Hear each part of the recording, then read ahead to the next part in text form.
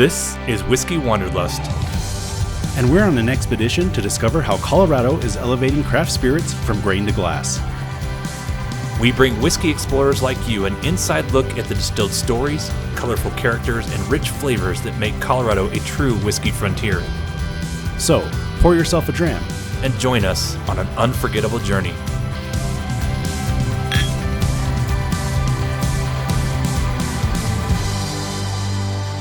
On this episode, Boulder Spirits. Welcome to Whiskey Wanderlust, the Colorado Spirits Expedition. We're your hosts. I'm Corey. I'm Ryan. And welcome. Today is a very exciting day for us. This is our first episode that we are releasing, and we're excited to share with you guys what's going on with the podcast and what we're doing, and also talk about our first interview we've conducted. So, Ryan, why don't you share with us what our viewers should be able to expect in future episodes? Yeah, I'd love to. So what we are doing is focusing on the Colorado whiskey industry. That includes distillers, suppliers, people who are promoting the spirit within the state, and just trying to bring awareness to brands and awareness to the industry as a whole. And so what these conversations will be are interviews with the distillers or with the suppliers themselves. Find out a little bit about their background. We find out about how they became involved in the industry. And then we move on to a section that we like to call our Angel Share, and where we talk about some of the ways that they're giving back to the community and their charitable efforts. I really enjoyed that particular segment because it gives us, charitable giving and efforts are near and dear to our hearts. And in fact, we should share about how we met. But it's really critical, I think, to highlight what they're doing, because most of them are doing things usually out of the limelight, not necessarily getting a lot of press. Mm-hmm. But they're usually doing something significant. And it's always been fun to talk to them about what their initiatives that they've done. Yeah, I agree. And just to find out some the varied ways that they're giving back. Mm-hmm. It's a lot of it's the ways you wouldn't expect. Yeah. Getting involved in their hyper local community. So it's pretty cool. I mean, it's been a ton of fun. We've got to know some really cool, unique characters in the industry, and it's really cool to see how they're promoting and changing really the whiskey landscape in general. And how they're involved in I mean, whether it's lobbying or obviously just making just awesome spirits and setting new standards for Colorado and challenging the big players in the space. It's been a lot of fun. So yeah. And then stick around at the end of the episode, because we do a tasting with each of the distillers on a few of the picks that they've selected themselves. Yes. And also, don't forget, we are attaching to every episode, we are attaching a bonus content onto YouTube, and we'll be hosting tours of their facilities. So you'll be able to see those behind the scenes, some of the things that they do that makes their spirit unique, or even their process unique. So be sure to look at that up on YouTube as well. So, yep. So great. So who are we talking to in this episode? I'm very excited about this particular episode.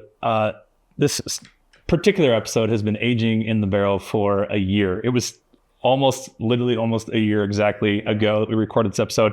We had an opportunity to go up to Vapor Distillery in Boulder and interview Alistair, Brogan, and Ryan Negley there at Boulder Spirits, and had just a fantastic conversation with them.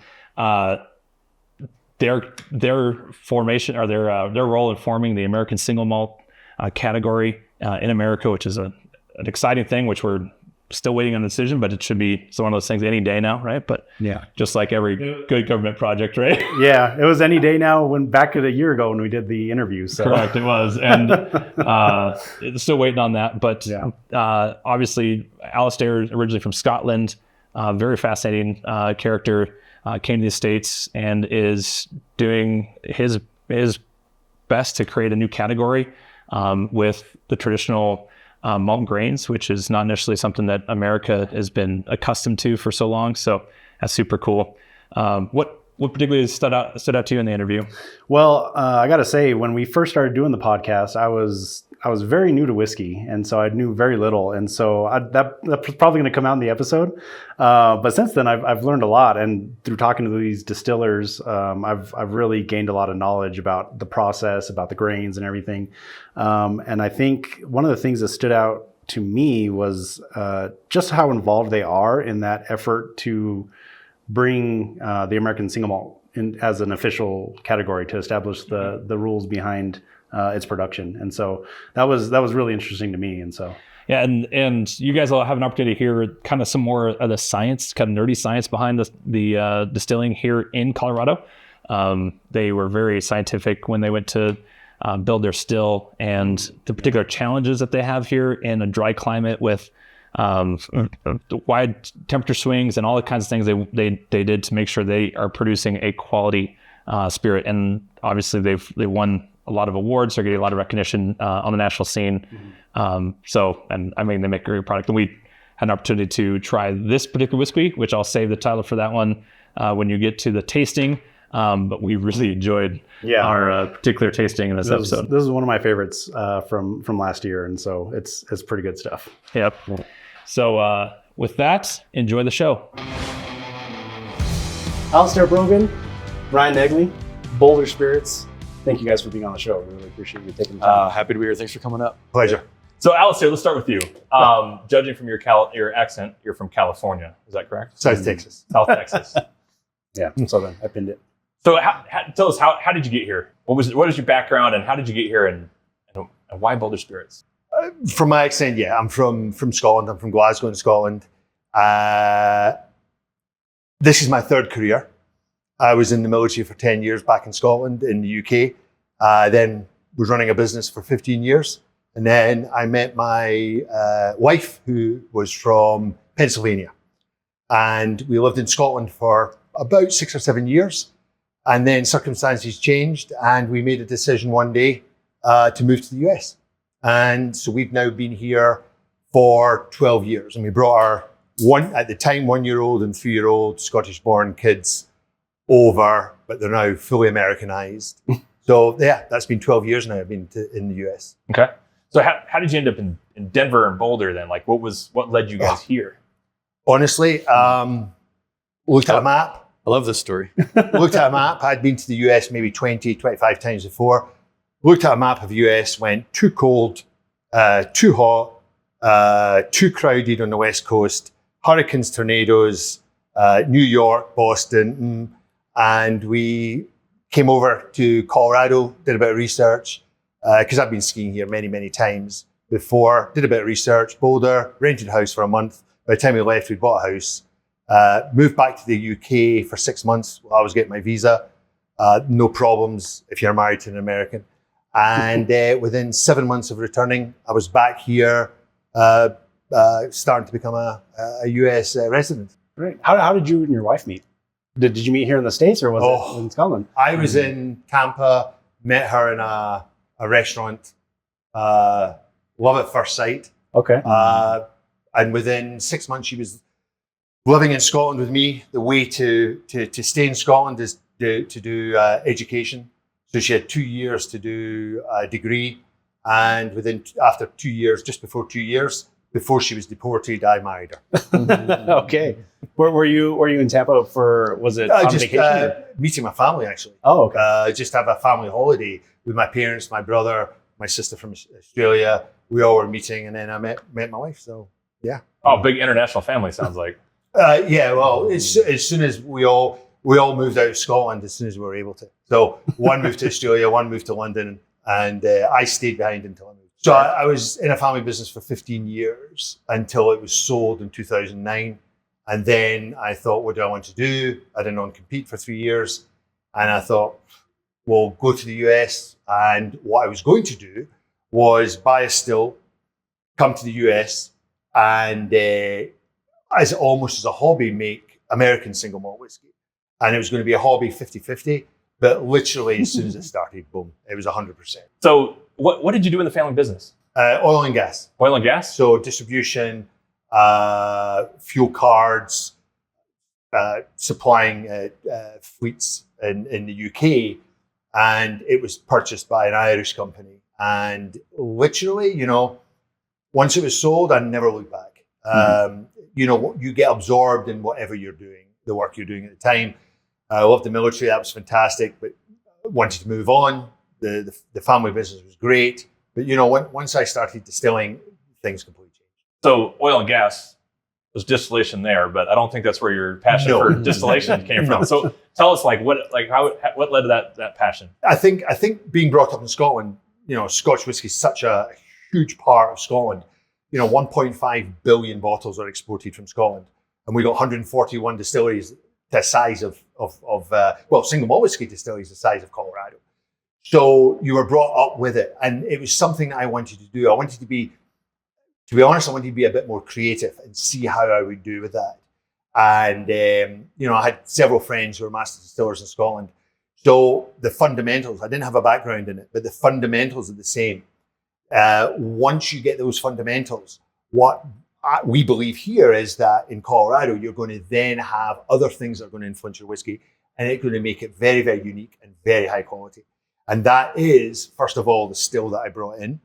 Secondly, the altitude here and the weather makes such a significant difference in the whiskey. And then also the water as well. So those factors make it very distinctively Boulder, Colorado, and American. Ryan, speaking of Colorado, right? You've been here a long time. Yeah, I mean, you've been a little bit of a journeyman through some different stops along the way getting here. Tell us more about your background and how you landed here. I suppose it's easier to work backwards. He was launching single malt whiskey. I was already in the whiskey world a little bit. Had the chance to work with 2 other Colorado distilleries prior to this, but got my way into that through the drink making world. Everybody was launching a distillery, or their products were coming to fruition. They needed to get, you had to have somebody in the Denver market to go kind of be your thing. And the 2 distilleries I've worked for, were mountain distilleries, and so I was the city connection for those distilleries, and able to represent those brands, to the majority of the people without having to, be based in those respective towns. But you get recognized in that regard by, being somebody in that time, the cocktail scene. And the bar I ran was pretty recognized for its whiskey selection, even though it was a kind of off the beaten path in several ways kind of bar. But it was, and of course, that was kind of an impetus working at this bar to start the Denver Whiskey Club. The Denver Whiskey Club led me to meet really everybody in the national scene. Everybody that came through Denver kind of came through the Denver Whiskey Club. And so I got to meet a lot of people there. And so now tell us about the origin. Like what precipitated the Whiskey Club, and what was it for? Oh, I mean, our tagline is, we're passionate about education and learning about whiskey, and was then and still am. But it was started from me and my buddy Moose, who had worked at Peach Street at the time. And to be honest, we needed education about how the industry worked. And so I had the ends with the distribution angle from working at a bar, and said, hey, you've got anybody coming in town? Because I know you're doing staff trainings in the afternoon. What are they doing that night? Can we get a group of people together to see how they give their presentations and learn about what they're doing? And that was the start of it. And so for, 100 or so, 150 meetings later, and we've met everybody in the country that's ever traveled to talk about whiskey. We've learned a lot. It was absolutely a chance for us to see what national brands were doing, and how can we utilize that and apply that at a regional scale. Very cool. So then from there, it evolved into...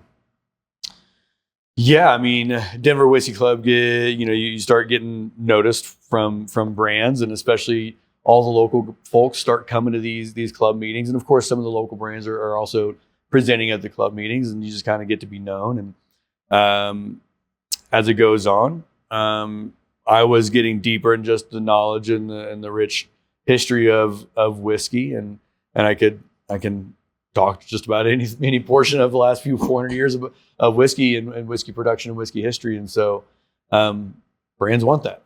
Brands want to be able to have somebody that is not just able to sell things, but can actually sell things with a passion and sell things with a breadth of knowledge that whiskey really deserves. Yeah.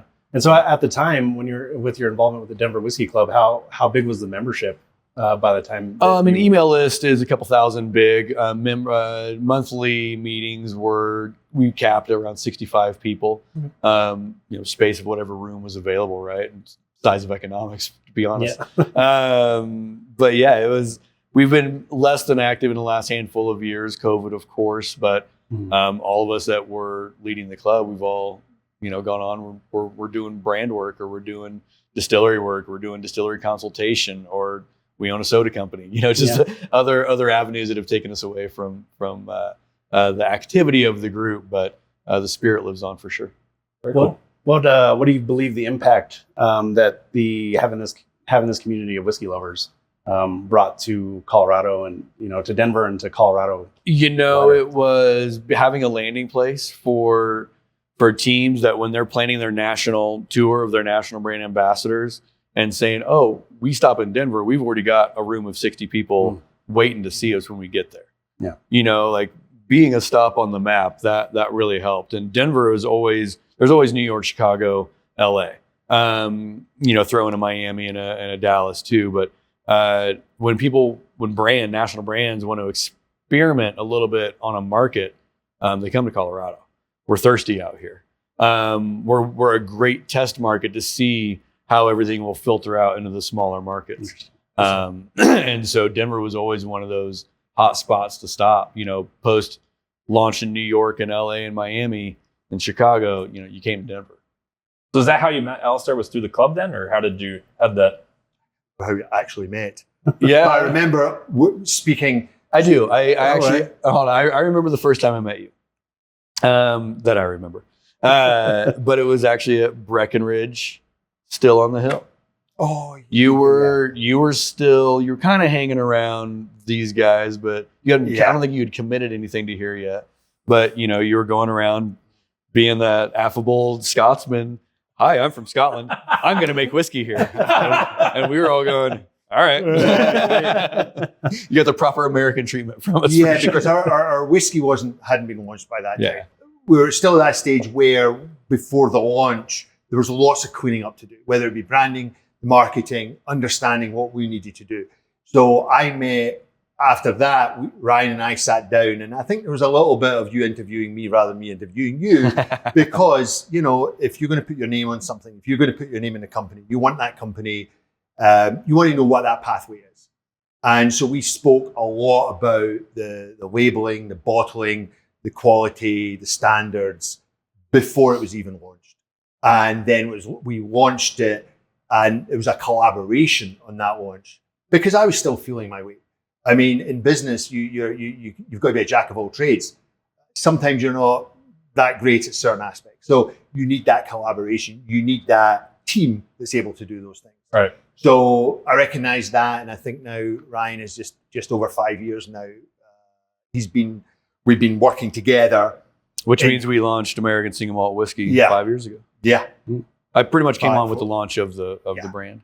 Okay. And then we did some retooling and then but one of the things I think in the community, especially in the distillers community, is that passion.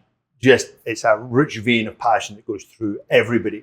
We're not the only ones. There's hundreds of us that just love it. I think both Ryan and I, our sort of focus is on, not because we're selling it, it's because we want the American Single Malt Whiskey is where we are driven. Yeah, I mean, I worked really hard to get into this industry, and I just took a different channel than some folks. However, that's my favorite part about the entire craft distilling industry is that everyone's got a background story. Everyone's got, I was in the military and then I did this thing for 15 years. And I was a bartender. I was exactly. Nobody's really got the same background story. And everybody, to speak to what he was talking about, is strong in 2/3 of a pie chart, a business, but nobody's good at all of it. You have to have other folks that are also have this crazy passion about whiskey, but you're good at this stuff. Cool. I'm not good at that stuff. Let's get together and see if we can work together. Yeah. Right. An industry such that, you can literally text other distillers who in theory you're competing against and go, how do you do this? How do you do that? Do you know somebody that can do that? Can you do it? And that's, I've never experienced that before in the businesses I was in before. And this is just a real fun part of a really warm part of being in this industry. Yeah, a byproduct of being in this industry is have like 1,000 new friends. Yeah. It's crazy. Yeah. Well, and so do you think that's exclusive to Colorado, or do you think that's kind of more the global tenor too in the States here? I would say it's unique to smaller states that have got a distillers guild. When you're talking about the larger states where there's more distance between distillers that don't meet up through a distillers guild, we had the distillers guild here maybe a month ago, and half the distillers in Colorado were here. Hey, how you doing? What are you doing? How you doing this? How you doing that? It's a chance to ask questions, right? And trying to all lift each other up a lot, because we're doing. Some of us are doing the same thing, but in a different way, and that's the beauty of Colorado's distilling. And it's similar to a lot of the smaller states that have got guilds. Interesting. You'd spoken a little bit about how you guys had met. When you decided on coming together and creating this brand, what were some of the discussions about that? Well, I think the first bit was the whiskey was good. Like I absolutely joined this team here because the whiskey is great. Mm-hmm. I mean, it was young then, but I saw the future of it. And what was lacking was, and this is true of most craft distilling. You got to make the product first before you go sell it, right? Mm-hmm. And so everybody comes up with a budget of saying, cool, I can build a distillery and put down this much whiskey, and I'll have this much time, and I'll have spent that much money, and then I'll have this much more money to go sell it and market it. And everybody spends all that money by the halfway through that first part of the process, has to borrow some more money to finish the first step of the process. Right. And now they've got no money to go sell their whiskey. Kind of an idea. And it's really the business operations problem for any entrepreneur. Right. It's when you get to this point and you've got to not just invest dollars, but you've got to invest in the industry itself, in the front of the house industry. Right? I always compare everything to working at bars and restaurants. There's a back of house and a front of house. And, right now we're in the back of house. Mm-hmm. And everything outside of that front door, whether you're talking to bartenders or whether you're talking to a buyer in, the back of a liquor store, or you're standing behind the table, at large whiskey festivals, that's the front of house. Mm-hmm. And so front of house was it wasn't the forethought. It never really is the forethought when you're launching specifically a distillery.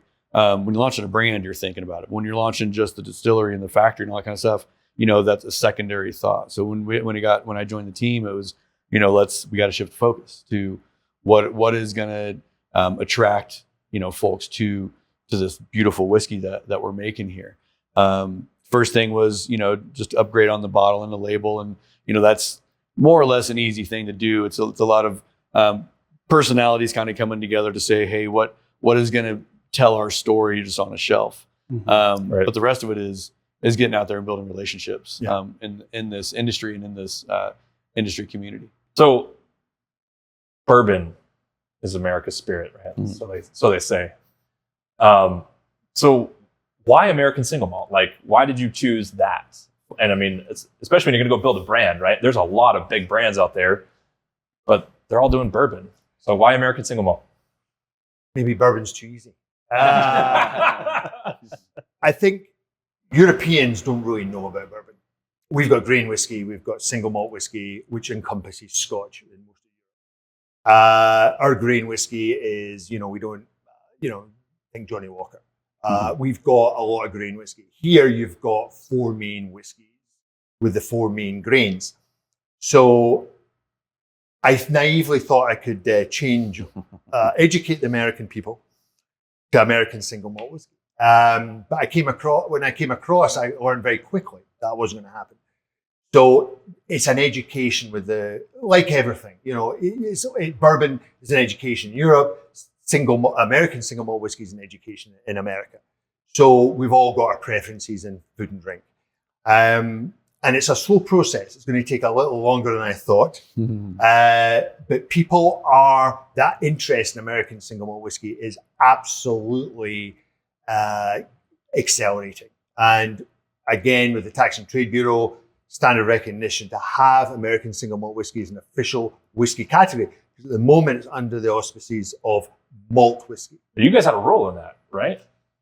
Yes. So mainly Ryan is part of that commission. So he's the one of the lead guys in that commission, and it's been going from 2016 We're just at the point where it's gone through public consultation.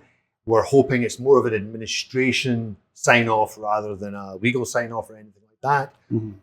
So we're just hoping that that's going to come in. We're always hoping. Yeah, So this is the establishment of the official category of American Single Malt. Exactly. So it's tell us about essentially, the American Single Malt Whiskey Commission is essentially our lobby to the United States government and the tax trade bureau to check that box, have that box to check. Right. Right now you can, when you scroll through and you got to do all your compliance and you say what kind of whiskey this is and TTB, and there's a bourbon box and there's a rye whiskey box and there's a wheat whiskey box, etc. But there's not. There's no such thing as a single malt. There's malt whiskey, which we technically register our whiskey as, but there's not a single malt category, and that's what we want.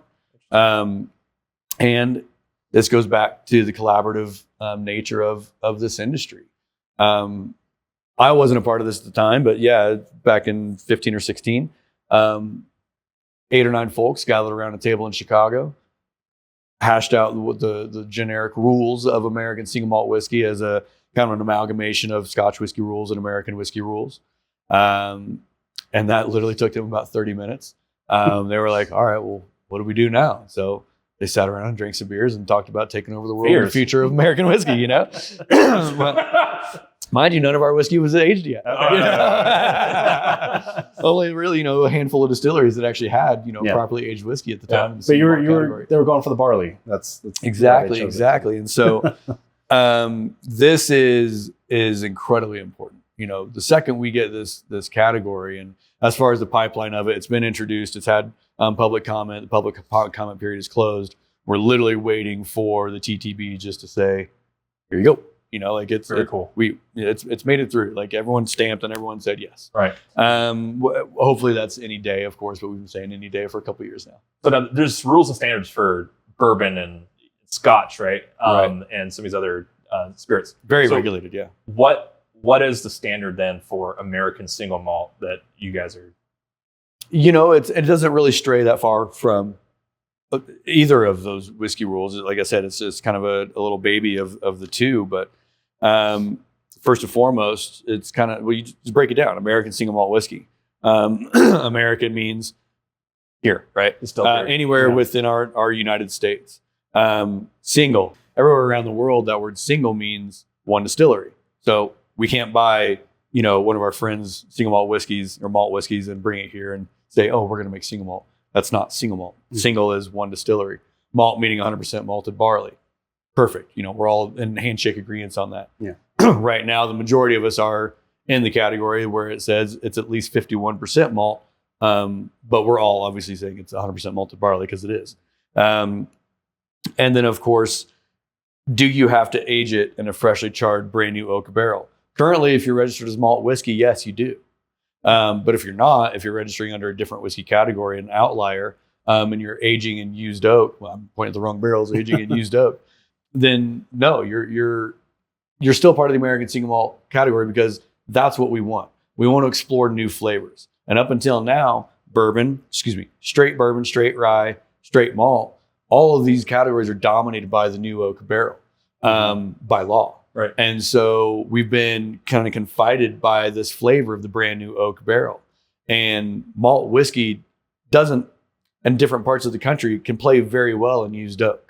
Why keep this flavor spectrum, limited to just the new oak? Let's open it up to the used oak and let's find these new flavors. And that's what's a major shift away from any other American whiskey rule. But at the same time, we're not demanding that it be cooked on a pot still like the Scotch whiskey rules. Right. We don't have an age minimum because right now there's folks putting whiskey in 10-gallon barrels and making pretty good whiskey out of it. So, the future and the future flavors are pretty limitless right now in American single malt. And as we evolve, if you want to put the word straight or if you want to put bottled and bond on it, cool. Just be prepared to meet those rules. And the rules are wide enough to still have creativity. Sure. They're not too tight. And that's what the exciting part is. And, one of the things I want to make comment is because as soon as people tend to hear my voice, they think, oh, you're trying to make Scotch. No, we're not trying to make Scotch. It's an American single malt whiskey. And what is really interesting is we actually distributed with our single malt whiskey in Scotland. And what was great about tasting Scottish people on American Single Malt Whiskey is those people with real interest in whiskey want to experiment with these tastes and flavors. Mm-hmm. And so Scotland is very used to looking to places like even Tasmania, Germany, and picking up and even winning awards for the best single malt whiskey in the world that's even beating Scotch whiskey. So they want to explore things. And what we're finding in Scotland, in the UK, they're wanting to explore American single malt whiskey. And it really is incredible. I mean, I went across and I was talking to big whiskey groups, Scotch whiskey groups, even with this accent, petrified. But the reception I got was, this is different. This is interesting. This is fantastic. And actually, even in the US, bourbons now, there are more and more bourbons that are not from Kentucky. And again, we're distributed with our bourbon in Kentucky. And going there, again, I was quite nervous about presenting to these clubs, these guys who just, it's Kentucky bourbon or nothing. Well, no, they are not. They're wanting to taste new flavors. Right. All high quality, but you want to taste different things. And, absolutely. And Colorado has got that uniqueness with climate, the water, everything. So does other states, by the way. Right.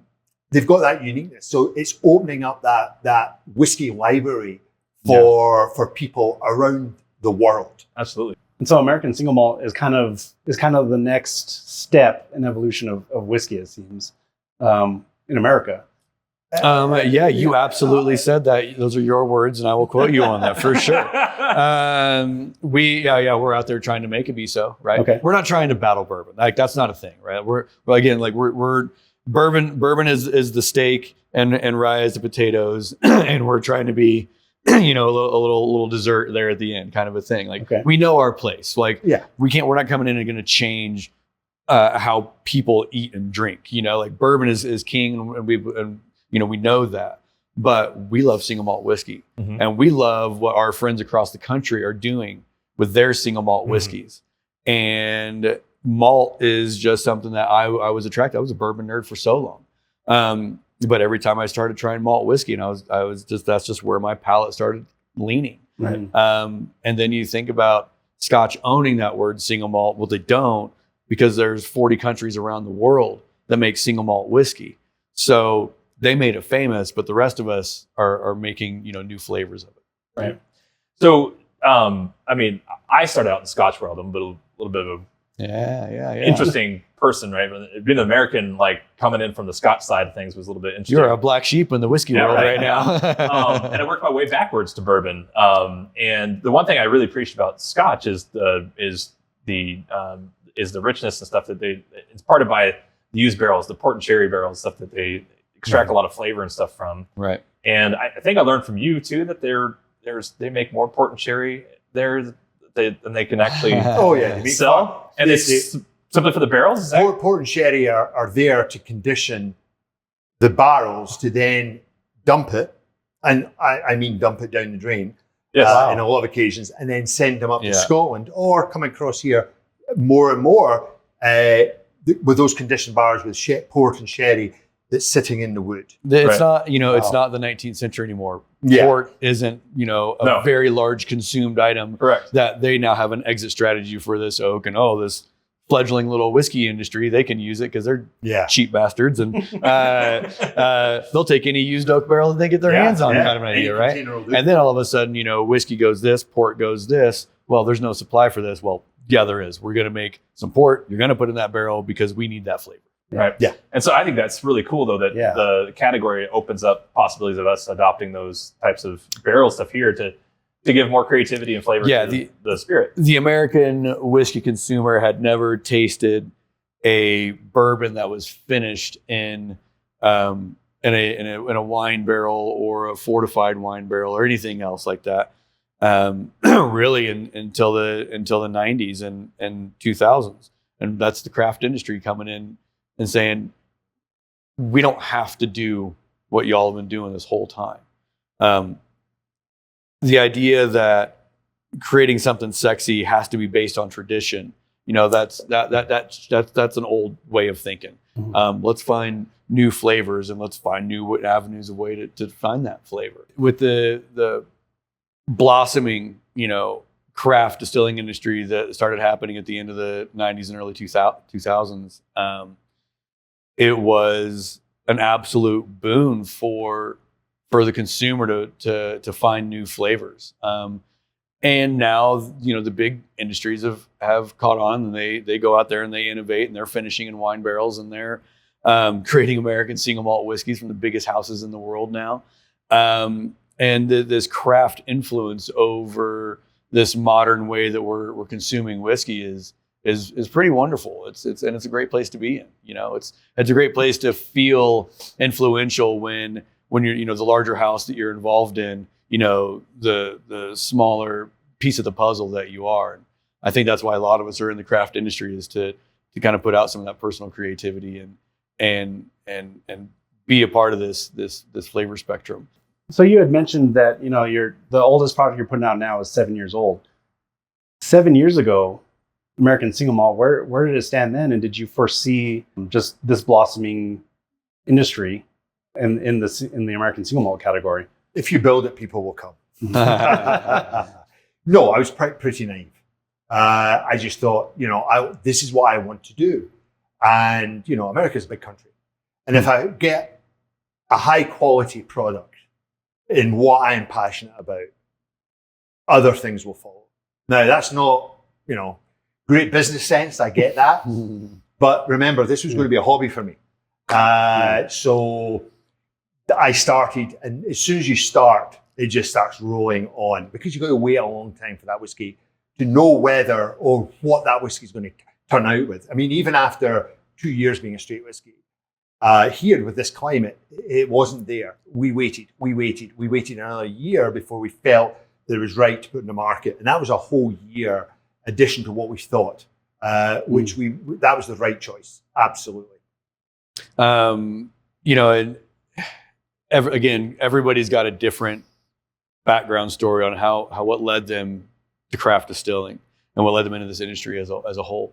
And his is coming from Scotland, right? Like growing up with malt whiskey and understanding that malt whiskey, whereas a lot of the American single malt whiskey community, they come from leaving craft brewing, right? Mm-hmm. So their knowledge of barley is a different style of barley than the barley that he's used to tasting and used to and learned about using from his distiller friends in Scotland. So even within American single malt, the different backgrounds are dictating, the kind of styles and flavors of whiskey, right?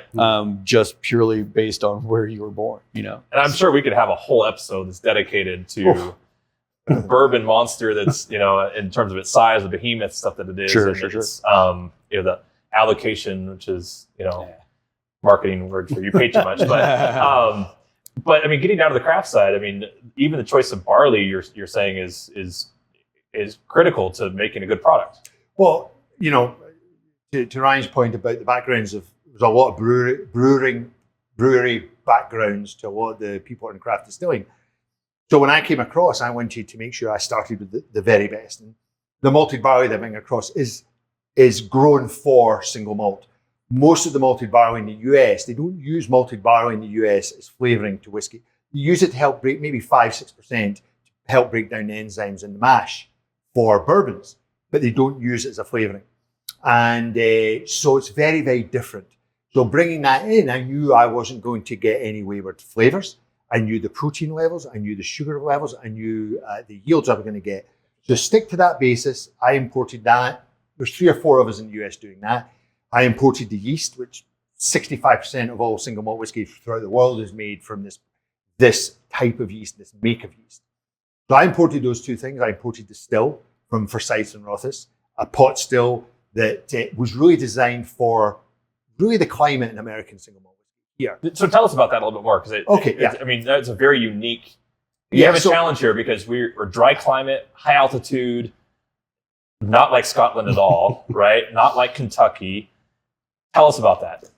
So, going from the pot still, bringing that in, one of the reasons why it was designed for America was because it goes into new oak barrels.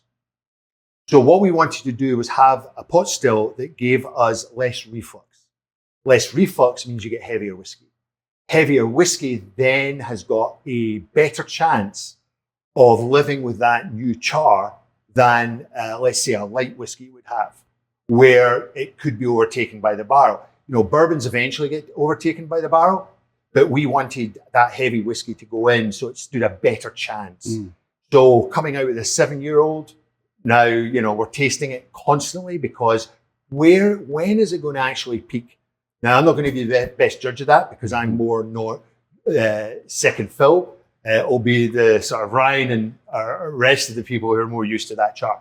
But where's it going to go? So stick to those three basics, the still, the malted barley and the yeast. There's enough here in America, enough here in Colorado, and enough here in Boulder to then really make it distinctive.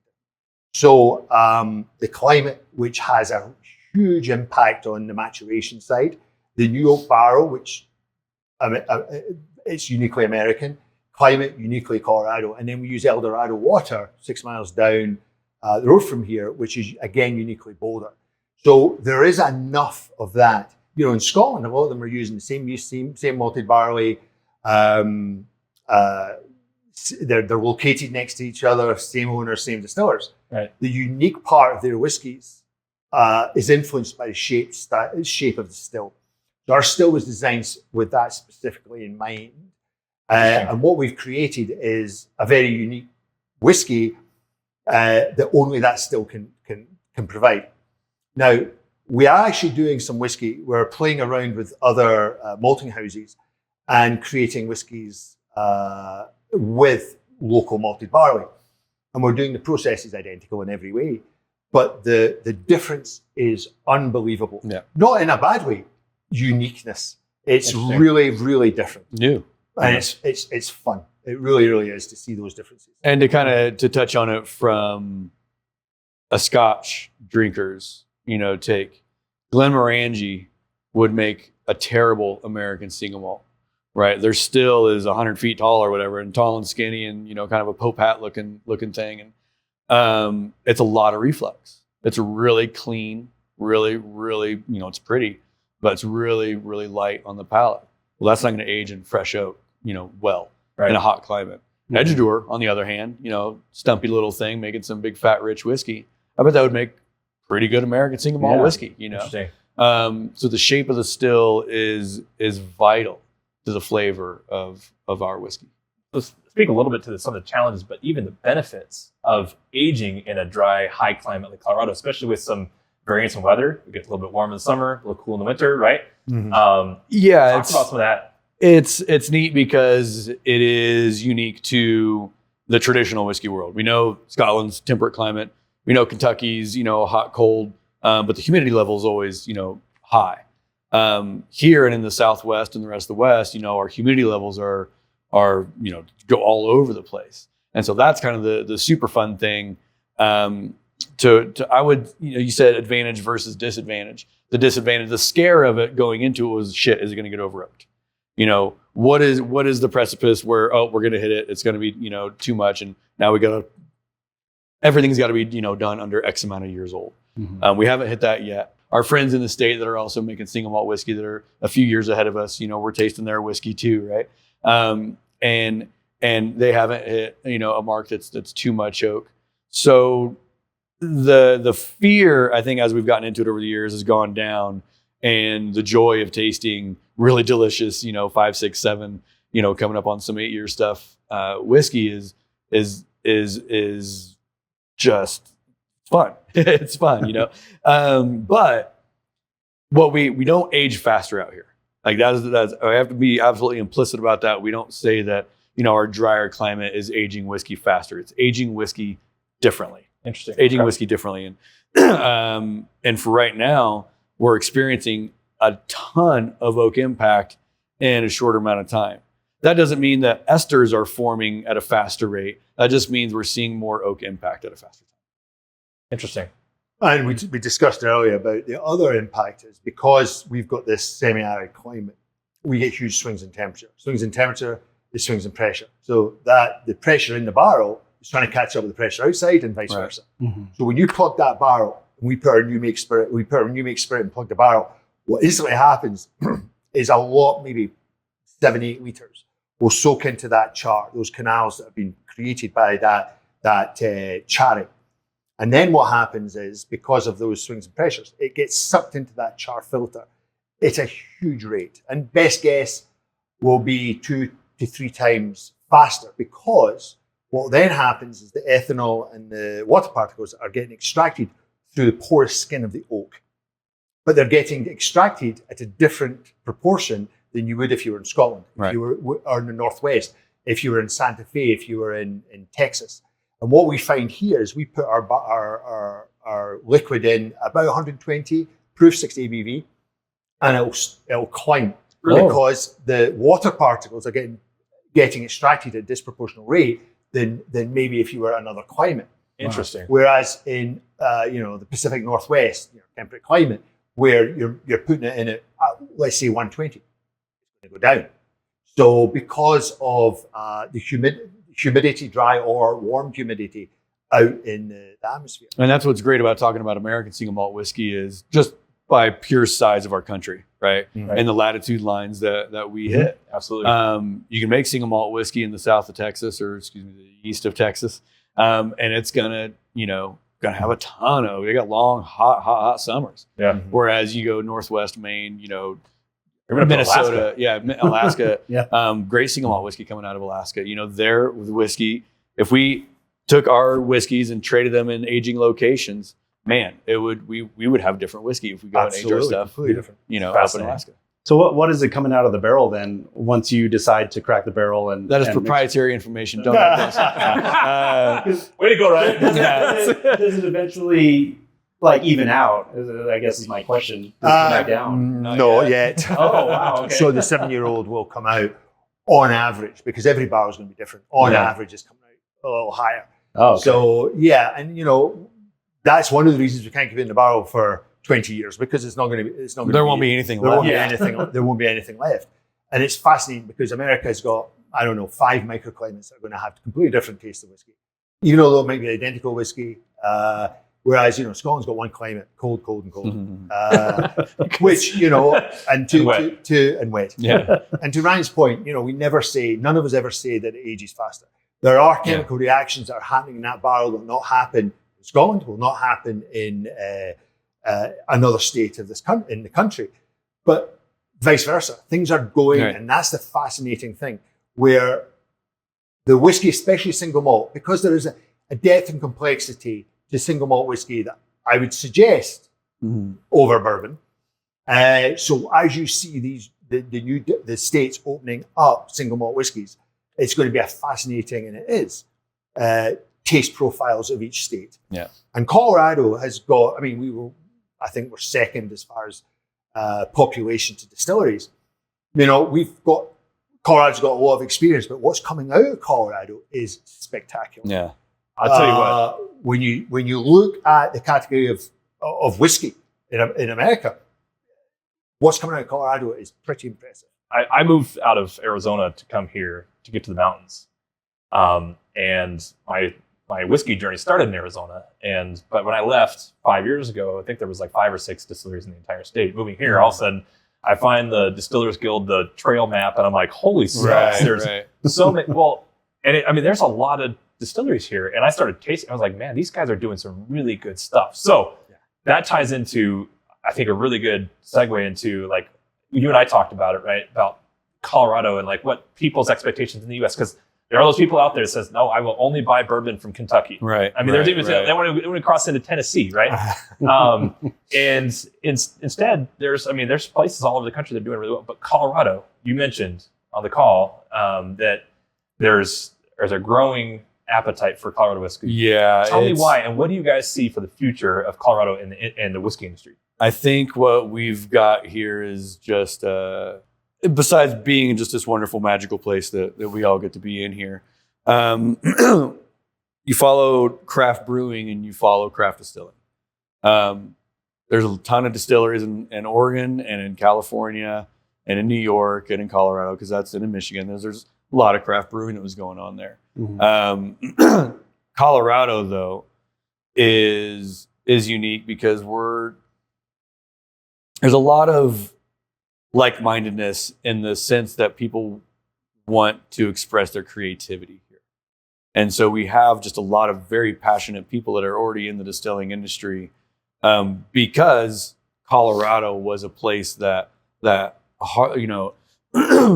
really takes these people that want to get creative with whatever it is they want to do, and they want to do it here. And you can find, you don't have to throw a rock very far to find somebody else that says, yeah, I want to be a piece of that creative thing that you're doing too.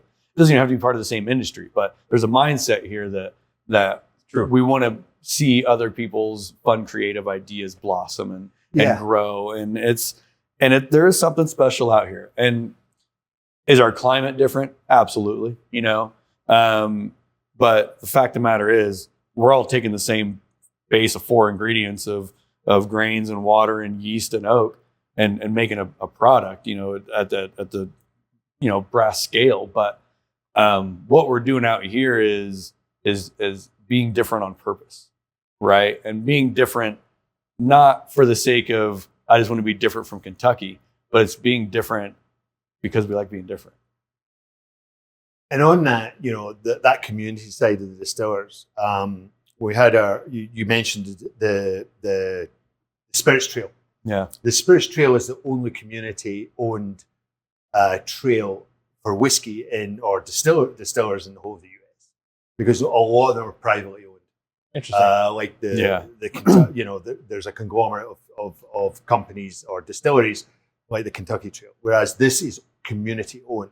So we are all there for each other as far as trying to not raise the standards, but raise the profile of Colorado, raise the profile of Colorado distilling.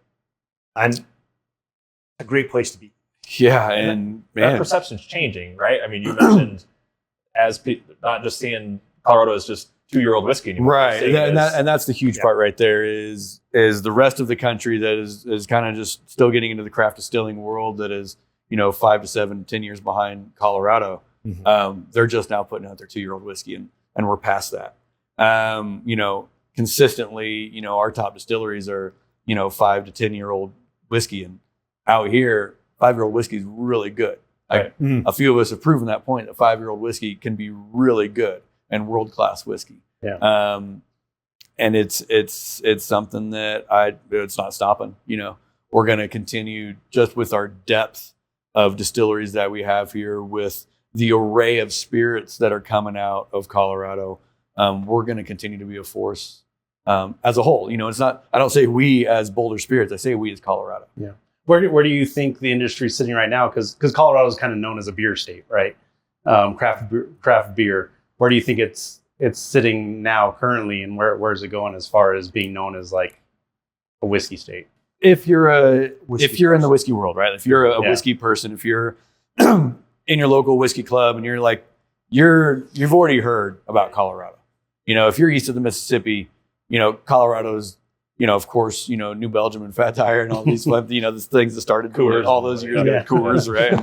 And Ska down in Durango, all these great folks that have been doing stuff for 20 plus years and now 150 years. But man, whiskey, some of us have distilling licenses, pushing 20 years old now. So we've got, I won't say legacy, that's too big of a word to use yet, but we're getting there. Yeah, we've got some time on the rest of the country, outside of Kentucky. And we were the first to really start making big splashes outside of Kentucky. Well, and big splashes. You guys have won a number of awards, but you've had some recognition recently in the press and stuff like that. Tell us about some more of those. I think awards are great. They do mean a lot, especially when they're coming from well-known resources and the proper blind tastings and all of that. Making Fred Minnick's list, to wrap up 2022, that was massive. Thanks, Fred. Making top 10 out of that list of American whiskeys for a year, that was massive. Our award comes from when people visit the distillery, and they come from all over the country and world, and they take the time to come in here and they say, holy shit, this is amazing whiskey. You guys are doing this here in this town, in this state. Those are the awards. That's what means absolutely the most. Those are the people that are going to go tell their friends, hey, next time you're in Colorado, or hey, if you see the stuff on the shelf, go pick up some of this stuff. Those are the awards. 50% of the people that walk through that door are from out of state. And a lot of them have heard what we've done and taken that opportunity. Because in the US, you can't, there's no direct to consumer from distilleries. Right. So, and we've got a reasonable footprint in the US, but we're not throughout the whole US. And that's coming because you got to balance that distribution versus your stock, versus, that kind of thing. But I get the biggest pleasure not sitting in the back doing accounts, but sitting at the front. And actually, it's a little bit of a scramble. He comes into work on the computer, and it's a little bit of a scramble if 5-6 people come in. Great, 10 minutes, half an hour, standing with people, tasting our products. Right. And, I get more pleasure. That's better than a lot of the awards. I get a lot of pleasure out of that. It's awesome. Yeah, we didn't have to pay to enter that contest. They're coming willingly to us to sample some products, and absolutely grateful for the awards we have had. But the consumer is the ultimate. That's who we're after. Absolutely. Really, who we're after is let's convince the consumer that bourbon doesn't have to be from Kentucky, and let's convince the bourbon consumer that single malt doesn't mean Scotch.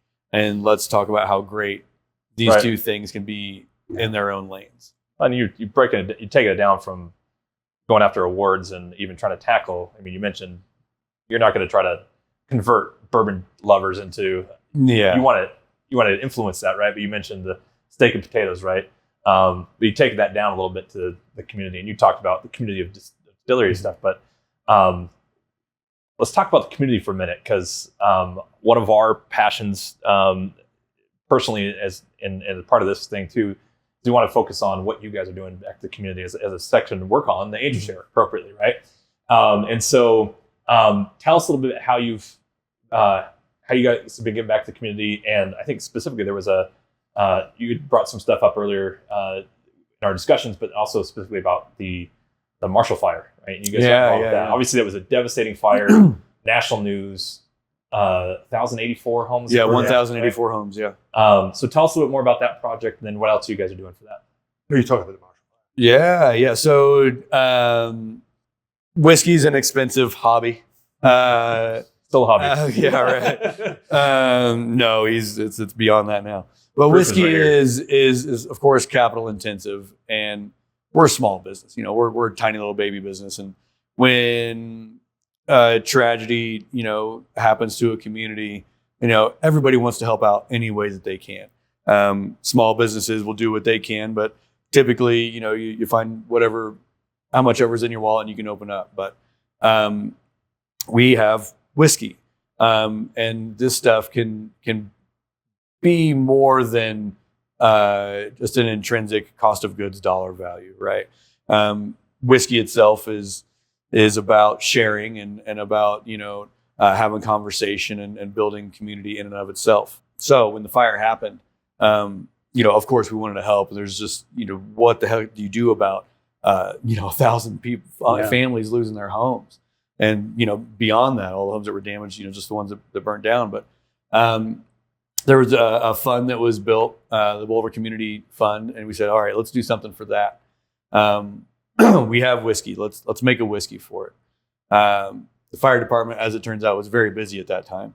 But I had the idea to reach out to them and say, hey, ladies and gentlemen of Boulder Fire, here's an idea. We want to make a batch of whiskey, but we need your help to help promote and sell this stuff so we can raise some funds. And so we made a batch of whiskey that was 3 barrels big, American Single Malt Whiskey. The few folks from the fire department, fire and rescue, came in here. A few local influencers, a couple national influencers, all came in here to help pick this batch of whiskey that we were going to use. And it was an incredible time, sitting around the table, with the fire chief, listening to this, their story of what was going on during the fire and all that kind of stuff. And we drank some whiskey, we tasted some whiskey. And we all said, oh, we like this one. But listening to each other's stories, about where they were that day and how it impacted them, that was the coolest part.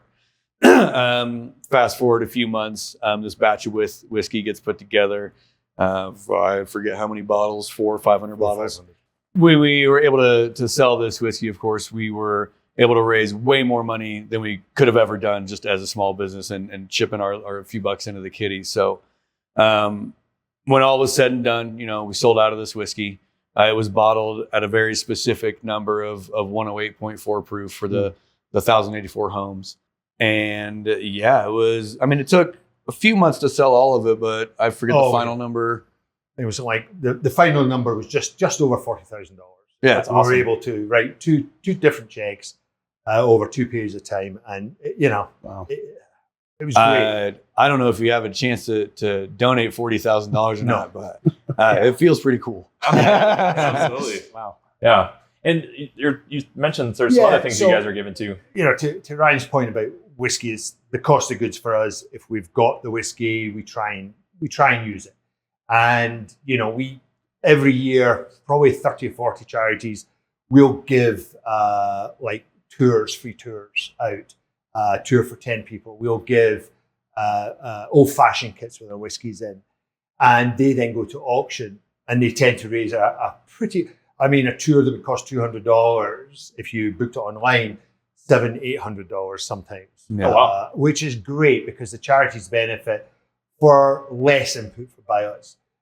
We recently did two full barrels of single malt whiskey at a charity event for Musana, which is an educational charity, actually out of Boulder. It was founded by a girl out of CU, actually, about 15 years ago. And so we donated about 1 barrel of whiskey, and the bidding went up, $15,000. That's the highest I've seen. And so I threw another barrel in, $15,000. So in a matter of 5 minutes, $30,000. Which is great. And, when these opportunities come that are things close to our hearts, Musana was close to our heart, the Marshall Fire. I wasn't here at the time, but I literally see the burning from here into it. So it had a real impact on us. And these things, if things come up like that, we'll do our best we can. Yeah. Awesome. Alastair, Ryan, thank you for your time today. It's been awesome. We've learned a lot. And I think our audience is going to really enjoy learning about what you guys are doing with the American Single Malt. And I really appreciate you guys coming on. Yeah, thanks so much for having us. We really enjoyed it. Thanks, Ryan. Thanks, Corey. Thank you very much. Ryan, thanks for letting us try some whiskey here. Tell us, what are we tasting, and tell us all about it. So these are our 2 latest special releases, our limited time offerings for fall of 23. The second in our series of annual special releases is our 10 Essentials. The last year's special release, the inaugural special release, is called the Trailhead. So for us, it's going to have an outdoors theme. In this case, we're on the trail. So last year we started our mission at the Trailhead. This year we've packed our bag with all the essentials that you need for a successful, adventure out in the forest and the mountains. Yeah. In our case, it's really referring to the ingredients. There's not technically 10 ingredients in it, but it is our first showcase of using multiple styles of finishing oaks. So in this whiskey, there's 5 total casks. 1 cask that was ex-Armagnac, 1 cask that was ex-Tawny Port, 1 cask that was ex-Sherry. All 3 of those casks plus 2 barrels of straight American single malt went into making this blend. We brought it down to 49.5% ABV for 2 reasons. One, water is the most important essential of any hike. And so really at the end of any hike, you want a nice refreshing whiskey that's not too hot. It's not too hot.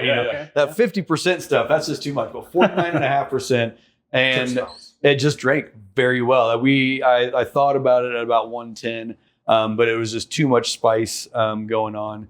And so right at this 50% mark, this 49.5% mark, I feel it's just drinking really well. And this is absolutely an expression of oak spice. Again, Americans that are so used to bourbon and or straight whiskeys, we're used to American oak. This is an exploration of not just one style of finishing oak, but 3 different styles all put together. And so a huge barrage of spice kind of comes at you from the first time it hits the palate. On the nose, I'll happily take your lead on what you guys are getting off the nose. I'm smelling some vanilla. Yeah, the vanilla certainly does pop off. That's one of the the predominant kind of creamy notes that we'll get in there. I'm getting like spices, almost like a Christmas clove or something. Yeah, very clovey, very nutmeggy in there for sure. There you go. That's a good one. And then a kind of like a fruit leather as far as a fruit note goes. Like I can smell the sherry in dried. there. Yeah. As he's already got a little bit of a taste, what's for you? What's going on? For me, what's for me is interesting is, first of all, the sherry, the port, the Armagnac, and our flagship single malt. Each of those individually are great, right? And you can pick up those notes of the dark fruits with the port.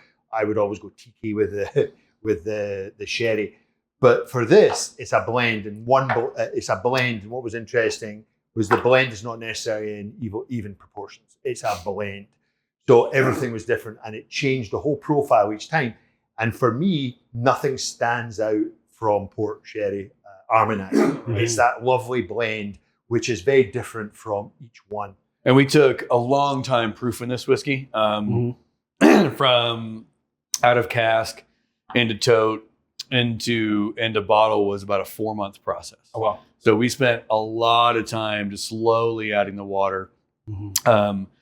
Slowly stirring it as we're agitating it and mixing the water in, and we're very, very careful with this whiskey from the beginning to the end. Right. Tell us what is your opinion of what we should be tasting on the palate here? I've got a lot of. It's very really good. I don't ever really like to tell anybody flavors. Like, some people don't like mushrooms and some people like mushrooms, right? So I don't ever want to put out a flavor. The flavors that I really think everyone should be getting from this are amazing and delicious. Other than that, I'm going to add those to all my tasting notes. Amazing, delicious. I'm getting a pretty strong sense of my favorite spirits. For some reason, remind me of Christmas, and this even on the nose and even on the palate tastes a lot like Christmas. And I'm getting almost like with that heat, almost like a cinnamony flavor and stuff's coming out there, and that fruit though, and that lingers on the palate. Yeah. It's doesn't finish off abruptly. It just kind of slowly. Yeah. All of our whiskeys, and I think it's partly our still, partly our, just everything about how we make and age our whiskey. But we do take time with the proofing, and more important than the flavor is the texture and how it finishes. Yeah.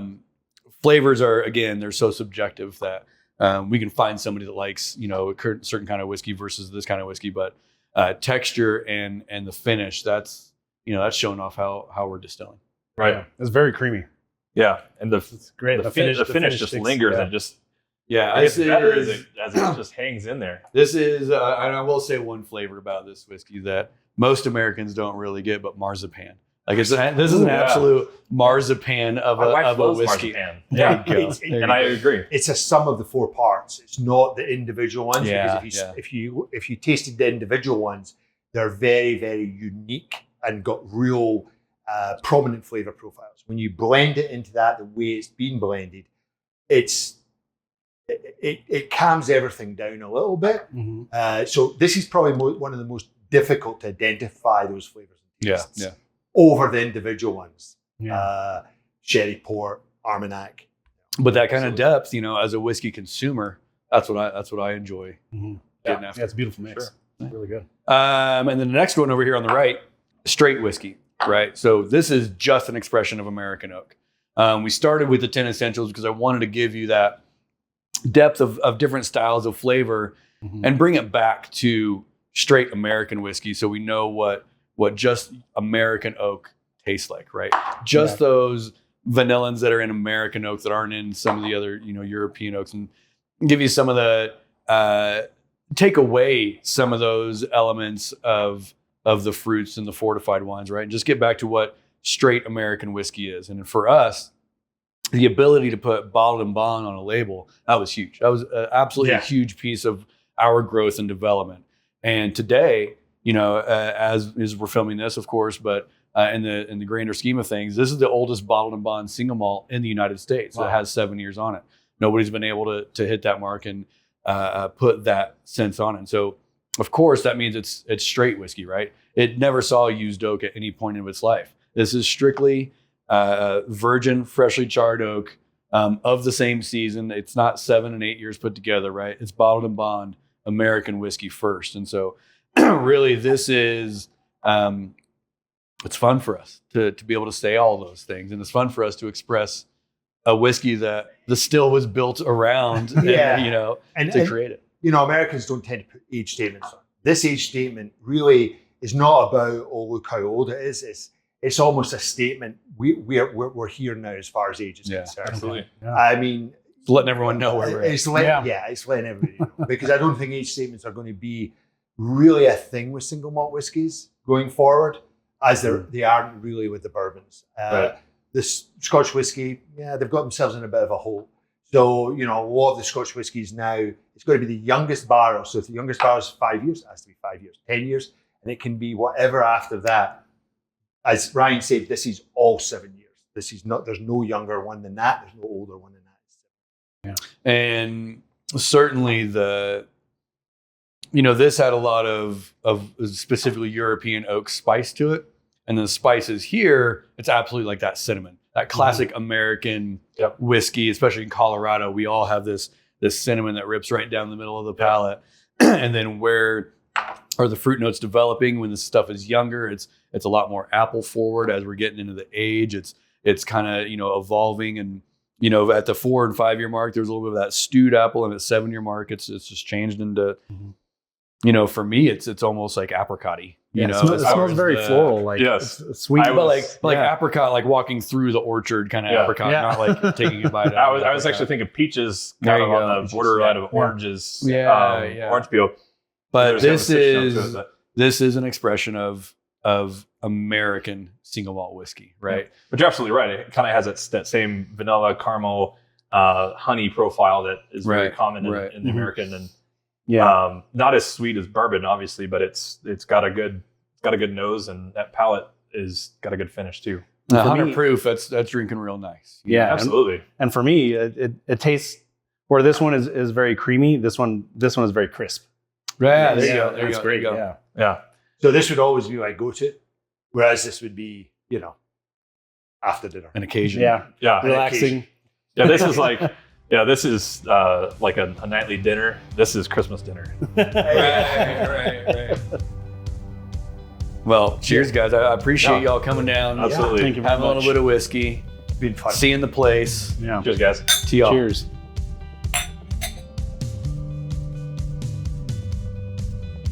If you made it this far, thank you for watching the episode and enjoying the interview with us. We want to take a minute, though, to just kind of catch you up with who we are, right, and why we're doing this. But Ryan and I, we met a few years ago. We were both in the same foster agency. Yep. We're fostering kids, and we ended up adopting kids out of the foster system, and so. But over time, just started getting together and hanging out and drinking whiskey. Ryan was very new to it. I was a little bit further along in my journey, but ended up striking up a really good friendship, enjoying a lot of good whiskey, just chatting about life and fostering, and obviously, tell them what you do for a living. So doing video and video production, photography, and podcasting is actually my day job. And so it's something that I'm really passionate about, something that I went to school for, and I've been doing for a really long time. And so, this ties two of my passions together. And so, I think when I first started getting into whiskey, it was actually because my wife had got me a Christmas present that included like whiskey glasses and stuff. And, I took a picture appreciating it, and I posted it on social media, and you reached out and you're like, "Hey, what you got in that glass?" And that's what kind of started. Like I didn't really know that you drink whiskey. I was kind of starting, barely starting getting into it.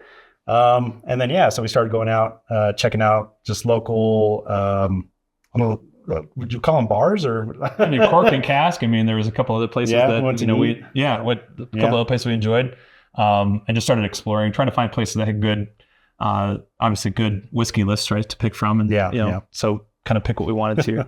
But I mean, my journey for whiskey started 11 years ago, actually 12 years ago now. And I was at a work conference in North Carolina, and one of my colleagues there had brought along a 12-year-old Scotch, and it was Glenfiddich, I believe. May have been Glenlivet, one of the two, but it was 12-year-old Scotch, and just, hey, what do you got there? I wasn't much of a drinker. Like, I didn't. Yeah, me either. Occasional cocktail or beer, but wasn't a big drinker. Yeah. And anyways, Nick Neitzel, this is a shout out to you. Thank you for introducing me to whiskey, because look how far I've come. But it was down the rabbit hole, right? Dove into scotches and then worked my way backwards. I'm a little bit of as Ryan Negley put it in the episode, I'm a black sheep, right? And it's been a fun journey though. And moving up here to Colorado out of Arizona, I landed right in a prime state it has a huge craft distilling industry, and it's been a ton of fun to go explore. Just a lot of good, honest people and stuff. And so it's been fun. But I remember posing the question to you, right? Because I do marketing for a living. That's my day job. And we'd just done this a number of times, and I was thinking some cool stuff we could do. And I just, like I sent you a text one day and said, do you want to start a podcast? Yeah. I think like a lot of guys in their 30s are like, hey, we should start a podcast. Yeah, right. But to be true, we weren't drinking. So this is not like something we've grown to regret, right? But it was something it's hatched out of just imagination and passion. So it's been a lot of fun. And we've had numerous people we have to thank along the way, including Matt Hondorf. Colorado Spirits Collective. Yes. And Whiskey Church. Yep. Whiskey Church, Colorado Springs. He's been instrumental in helping us get connected with some of these distillers, introducing us to, I'm the head distiller or the owner, founders of these distilleries. And we've done a lot through the Whiskey Church stuff, which has been super fun. Yeah. And I gotta say a huge thanks to Matt, because he kind of plugged us into the industry, like without even having the podcast ready to go or anything. He's like, yeah, come in and I'll introduce you to some folks. And it was really cool. Like, and even initially, he's, trying to offer us equipment that he previously had, which I don't think we ended up taking him up on, but obviously he's been a huge player already for us. And so it's been good. It's been fun. And I'm excited to embark on this journey with you guys and get to share some really cool characters and enjoy some really good whiskey along the way. And we're going to show some unconventional sides too. He mentioned earlier the farmers, something like that, but we've got on the docket some characters who are not necessarily forefront in the scene because them from their labels, but they're obviously big players in the distilling industry here, and they're farmers and other players stuff in the space. Yeah. So we're super excited about that. So I'm excited to do this with you, a good friend, someone who we shared a lot of good moments with already. And I'm excited to be doing this with you as well. And thanks for bringing me along on this journey. Absolutely. kind of being my Yoda in this in this new venture. But yeah, it's been a ton of fun, and I look forward to bringing out more episodes, talking to more people in the industry. Absolutely. Yeah. So, well, cheers to you guys. We'll see you in the next episode. Thank you for joining us on Whiskey Wanderlust. Subscribe to the show on YouTube, Apple Podcasts, Spotify, Amazon Music, and all other major podcast platforms. And be sure to leave us a rating and review. Follow us on social media and visit us online at whiskeywanderlust.co.